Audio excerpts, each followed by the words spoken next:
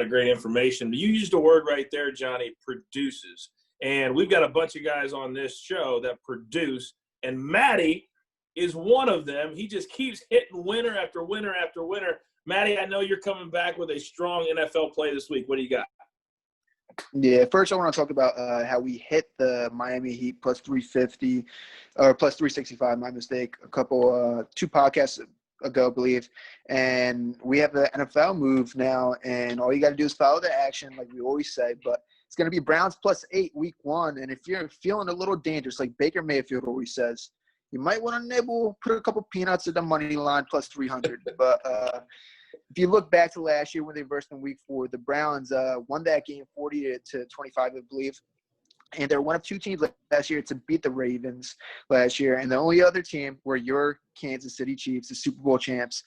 And that first game, they totaled 530 yards compared to the Ravens' 395, while averaging 8.7 yards per play compared to the Ravens' 5.9. And they were able to get to Lamar Jackson and pressure him. They had 4 sacks, 6 QB hits, and they forced him to actually throw 2 interceptions compared to Baker Mayfield, who had a problem all year. But in that game, he really didn't have a problem turning over the ball. He only had 1 interception, played a pretty clean game. Second time they versed was week 16. By that time, the Browns were missing both their edge rushers and Olivia Vernon and Myles Garrett, and they had nothing to play for. So that is a true indicator of how these teams match up. They ended up losing that game. But they were able to win that game without Kareem Hunt, who's going to be explosive for them coming up this year. And he missed the first 8 games last year. Now they got rid of Freddie Kitchens, who I got to say was one of the worst head coaches in the whole league. He was horrible. Screwed me on a couple bets last year, but it's all right because we have the Browns week 1 coming up now. But, now they hired the Vikings former offensive coordinator, and he had the Vikings top 10 team in rushing yards per game and top 10 yards per pass attempt as well. So expect this team to jump on the offensive end with all the talented weapons they have. They added some help on that offensive line that they desperately needed. Both of their tackles last year were absolutely atrocious. Baker was getting pressured the whole game, every game. Now they added, Jake Conklin, who's an all-pro tackle. He used to play for Tennessee, paved the way for Derrick Henry to get all these yards rushing. He's a beast in the trenches. And they also spent a first-round pick on this dude named Willis, who's supposed to be really good. Now he's going to shore up the offensive line. They still have Joel Bitonio, J.C. Treader down there. They're going to have a great offensive line this year. They're revamped, and they're going to be a lot better. We're looking at now Nick Chubb. He's going to open up. He's going to have some holes open up as well. Not just Baker Mayfield's going to have both of them. And now we also have Olivia Vernon and Myles Garrett, who ended up getting suspended last year. They missed the latter part of the season last year, so it brought the Browns' numbers down last year. But if you look at them, I mean, those 2 pass rushers, they're great pass rushers. They're great elite talents. And like I said, they missed the latter part of the season last year. They're going to come back, and they're going to be coming after Lamar Jackson just like they did last year in that first game. And now the Ravens, they don't have Marshall Yanda there anymore. He was their best offensive lineman that year. I mean, not just last year, but for years. And he's no longer there, so they might have some trouble covering these guys and blocking for Lamar Jackson. Expect them to set the edge and come after Lamar. This Browns team, they're just revamped in so many categories. And once Baker gets their offensive line set with those weapons, just like Odell Beckham, Kareem Hunt, Nick Chubb, Jarvis Landry, expect this team to put up some numbers, and they're going to be a lot better than people expect. Take Browns plus 8 and follow the action. It's always okay to come on here, Matt, and spike the football, especially when you have a plus 365 Miami's future that you just got right. I mean, good grief. Coach is 7-1 last 2 weeks. Joey and Philly Godfather 19-4 on the UFC. Matt came on here at plus 365. Philly Godfather, let me ask you, the NFL, there's no crowd, at least in most places. In some places there's small crowds, but the travel still happens.